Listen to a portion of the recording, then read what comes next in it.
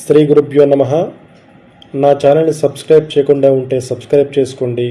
Video నచ్చితే like చేయండి, share చేయండి, మీ కామెంట్స్ పెట్టండి. ఈరోజు ఒక జాతకంలో ధనయోగం అనేది ఏ విధంగా ఏర్పడుతుంది, ఏ గ్రహాల వల్ల ఏర్పడుతుంది, దానికి సూత్రం ఏమిటనేది ఈరోజు తెలుసుకుందాం. నేను ఆల్రెడీ ధనయోగం మీద ఒక వీడియో చేశాను, ఆ వీడియో చూడండి. ఇది రెండో వీడియో అన్నమాట. ఈ సూత్రం ఏంటంటే, ఏ లగ్నానికైనా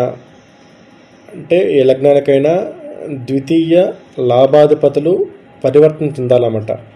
దీన్ని పరివర్తన యోగం అంటారన్నమాట. ఇప్పుడు ఉదాహరణ చూద్దాం. మేష లగ్నం తీసుకుందాం. మేష లగ్నానికి ద్వితీయాధిపతి ఎవడు? శుక్రుడు. లాభాధిపతి ఎవరు? శని భగవానుడు అనమాట. వీరిద్దరు పరివర్తన అంటే శుక్రుడింట్లో శని, శని ఇంట్లో శుక్రుడు అనమాట.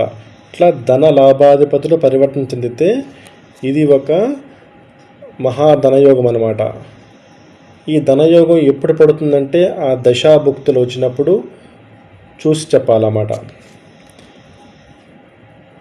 కానీ పరివర్తన జరగాలి. కలిసి ఉంటే మళ్ళీ అంత యోగం పవర్ఫుల్గా పనిచేయదు. పరివర్తన చెందాలన్నమాట. పరివర్తన అంటే శని ఇంట్లో శుక్రుడు, శుక్రుడింట్లో శని. ఈ విధంగా ఉంటే వాళ్ళు చాలా ధనవంతులుగా ఉంటారు.